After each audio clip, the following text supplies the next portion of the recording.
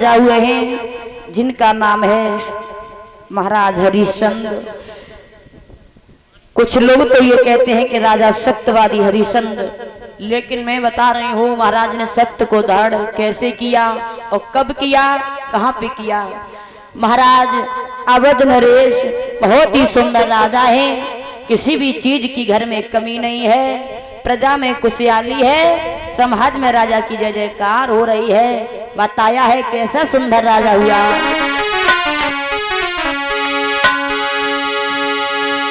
नीतिवान भूपाली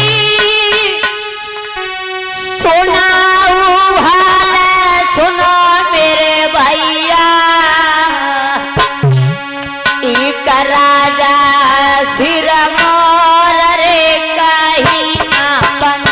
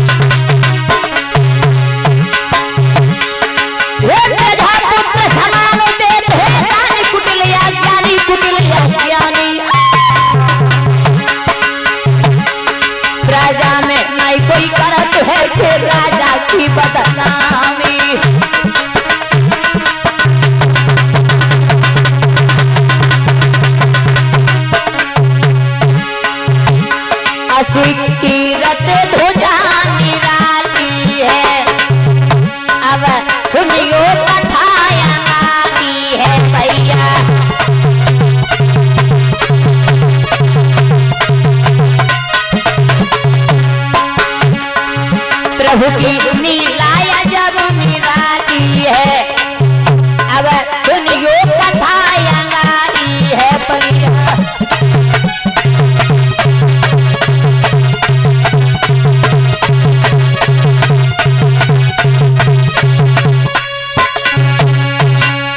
महाराज बहुत ही सुंदर राजा हैं, उनके घर में प्राण प्रिय का नाम है तारा।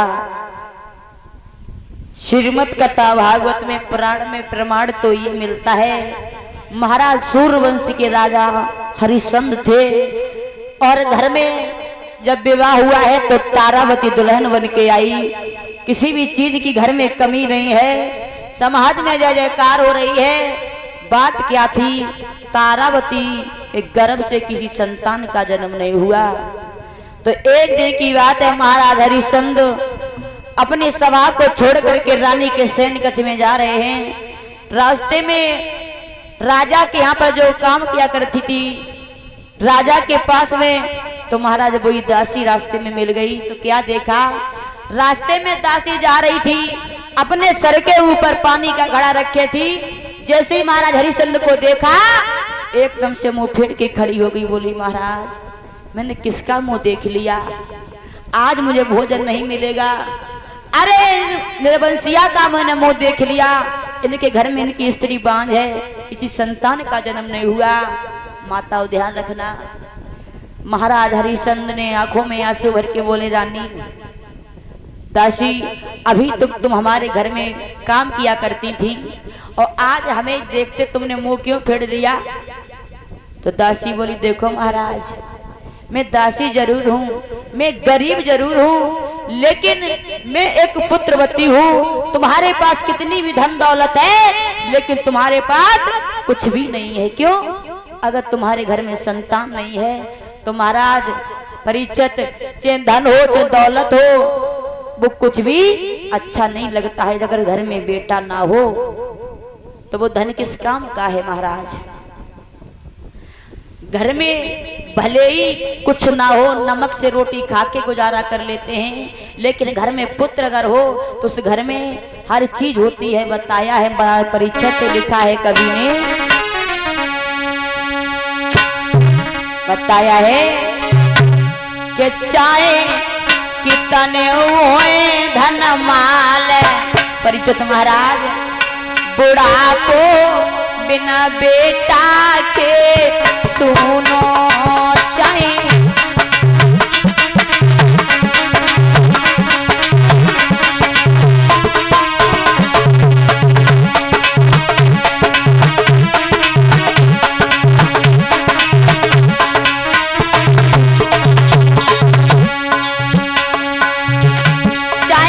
कितने हुए धन माल बुढ़ापो बिना लाला के सुनो।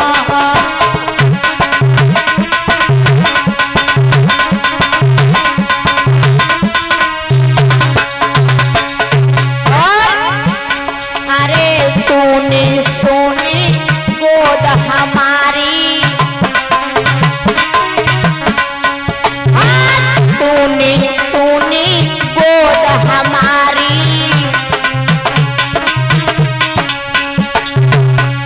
अरे कौन पिले है आगे पानी।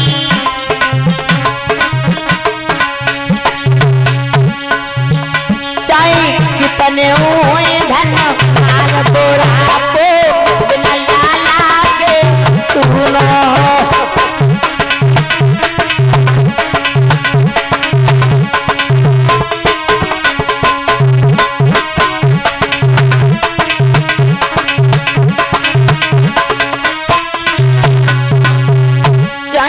कितने हुए धन माल बुढ़ापो बिना लाला के सुनो।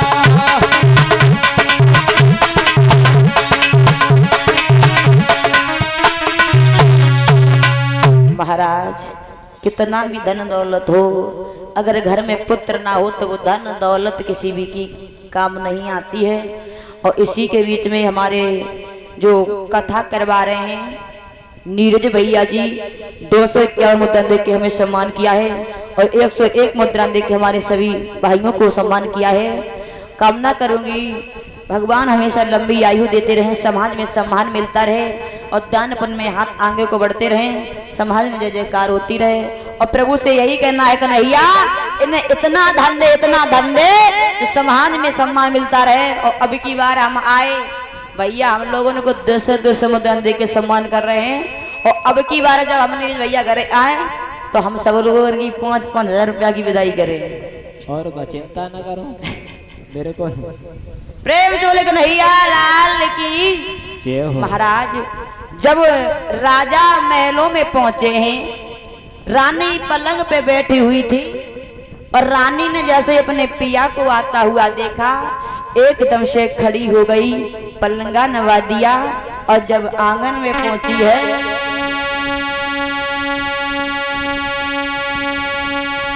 महाराज जैसे अपने पिया को आता हुआ देखा है, रानी तारा ने क्या किया कि आप तू देखे पिया मांगने वोहिया खुदी वही बारी ले आता बलम को ले गई प्राणन की प्यारी।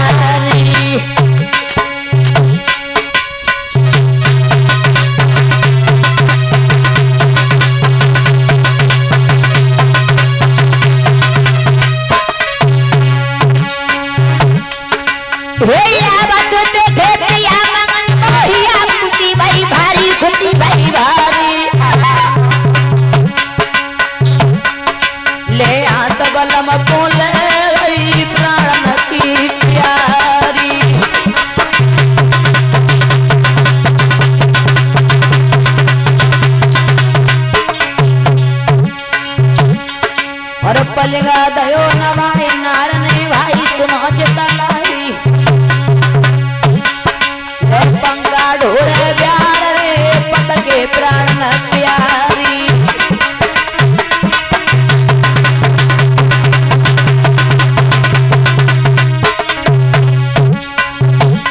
रानी तारावती ने आता हुआ महाराज को देखा, अरे आवत लखो तो जबरदस्त को रानी ने पलगा दयो तो न रखा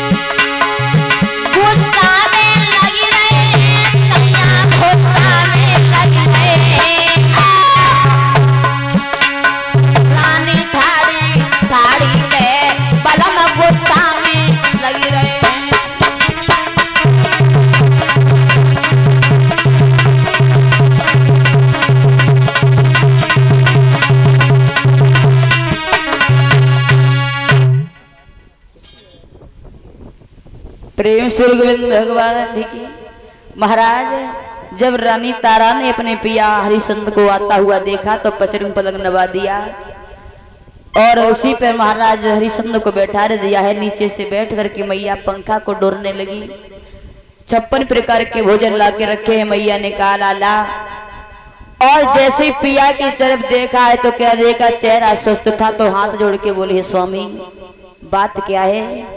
जब भी महलों में आते थे फूलों की तरह मुस्कुराते थे, लेकिन महाराज आज कम सी पार टूट पड़ा है जो स्वस्थ हो गए। क्या बात हो गई महाराज? महाराज कहिए क्या बात है? आज चेहरा बड़ा स्वस्थ लग रहा है। प्रिय हाँ कुछ मत पूछो, आज क्या बात है? आवाज बढ़ा दो भैया, काय तो की कर भैया। महारानी तुम्हें पता नहीं क्या आज क्यों सोचते हैं। अगर तुम भी ये बात सुनोगी, तुम भी जानोगी, तो तुम ये बात सहन नहीं कर पाओगी। ऐसा क्या पार टूट पड़ा महाराज? कम से कम बताओ तो सकते हो। मत पूछो, बता दो ना महाराज। तुम्हें नहीं है मालूम? क्या? क्योंकि भगवान ने हमारे कोई संतान नहीं दी, इसकी वजह से जब मैं घर के बाहर निकलता हूँ तो लोग तरह तरह की बातें करते हैं। कि देखो निर्वंशिया राजा आ गया, निर्वंशिया आ गया, तरह तरह की बातें करते हैं। ये बातें हमसे अब सहन नहीं हो रही हैं।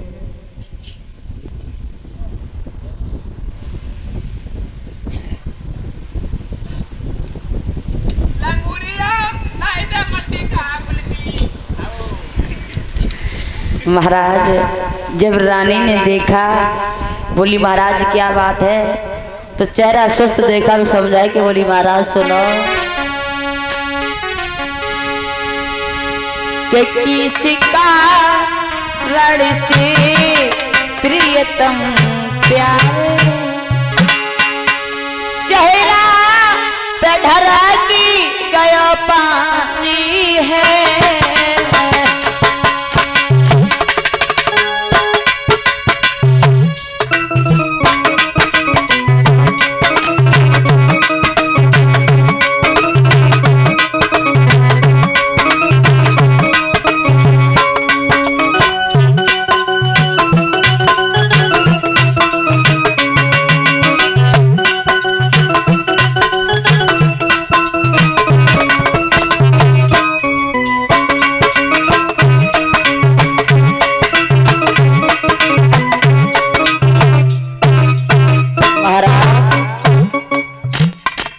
क्या बात है बोलो ना।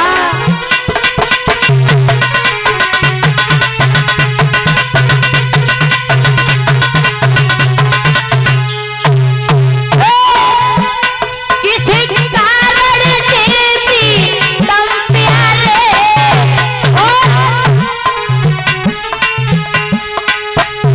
चेहरे धरा की गयो पानी है। भूखा संत गया घर से महाराज, क्या भूखा संत गया घर से, या हमें कोई भूल बनी।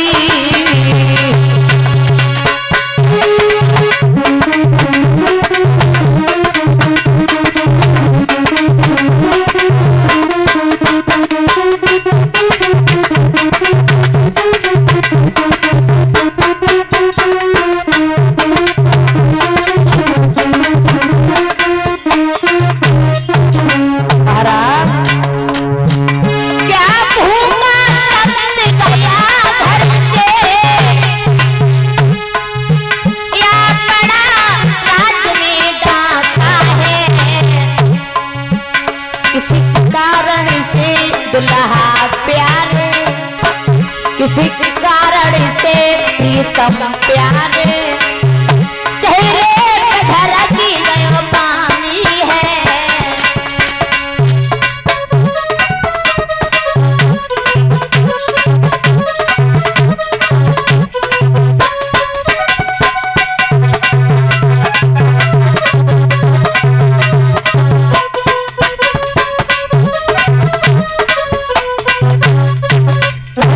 महाराज मैया तारा कहने लगी क्या बात है महाराज, चेहरा सुस्त क्यों लग रहा है?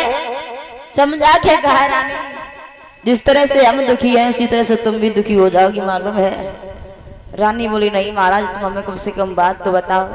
खुले शब्दों में कहा रानी, तुम्हारे गर्भ से किसी संतान का जन्म नहीं हुआ है। जहाँ से होके निकल जाते हैं लोग हमें से निर्वंशिया कहते हैं और तुम्हें बांझ बताते हैं। दीदी हाँ। हमें एक भैया हैं बेचारे बहुत तेज सोए रहे, बहुत तेज। कौन वाले भैया हैं? हमें लगा गम में सोए रहे। सही बताए मैंने, कोई मतलब ही नहीं। कहा हुए रहो, बहुत तेजी में है लला। अब ऐसो मौसम ही होने लगो तो क्या करे हो? नहीं कह रहे जो आज सही है, ठंडो मौसम है और हमें खुद आ जाए झोंका जब कहो बीच बीच। अरे सही होता है रे महाराज, जब मैया तारा ने कहा है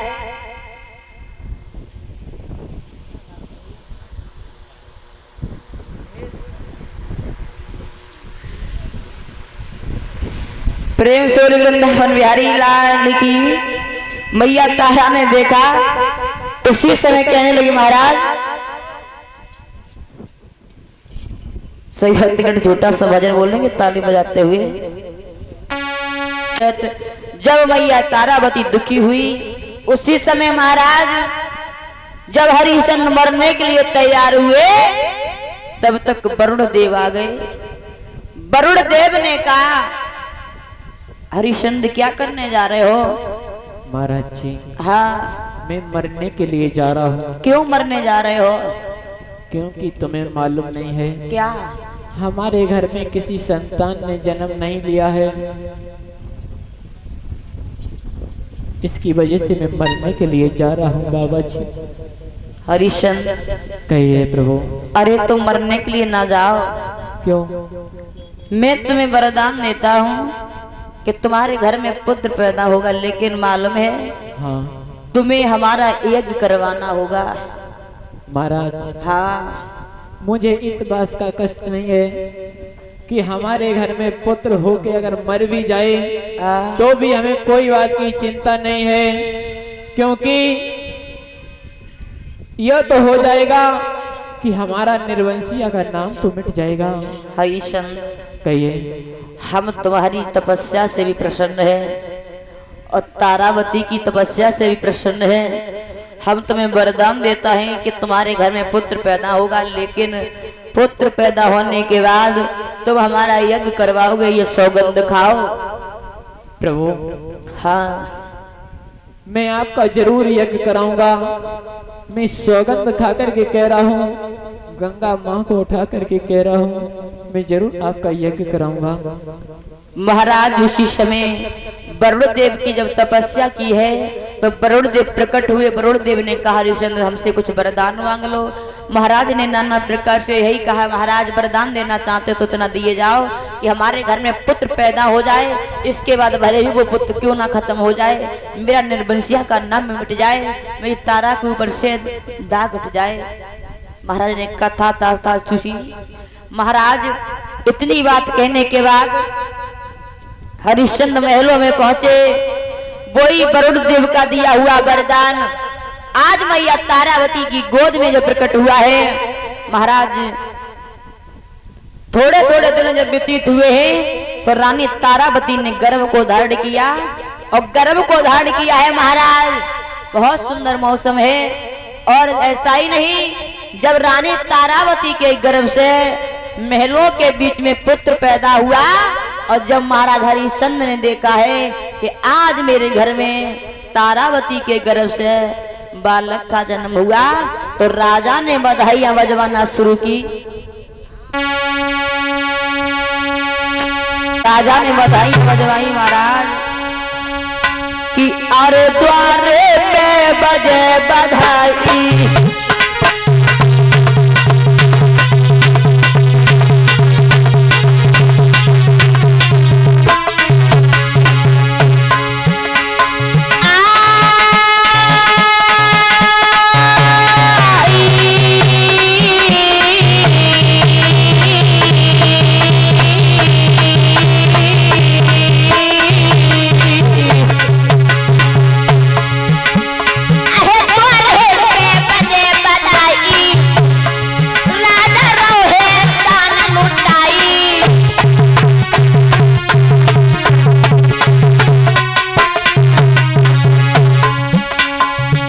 रे घर में खुशियाँ आई, राजा रो दिल में हर गाई।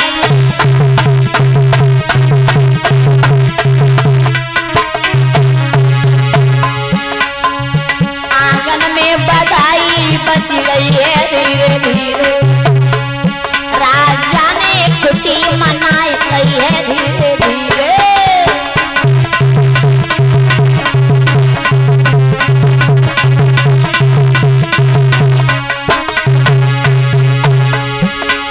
अरे आंगन में बजे बधाई, राजा साथ लुटाई।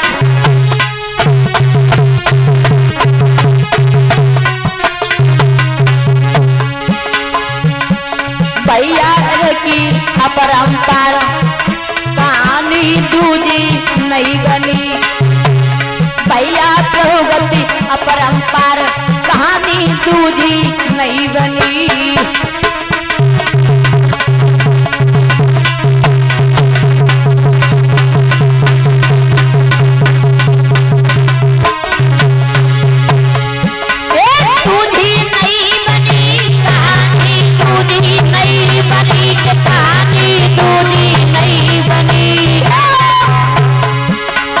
भैया प्रभुगति अपरंपार कहानी दूजी नहीं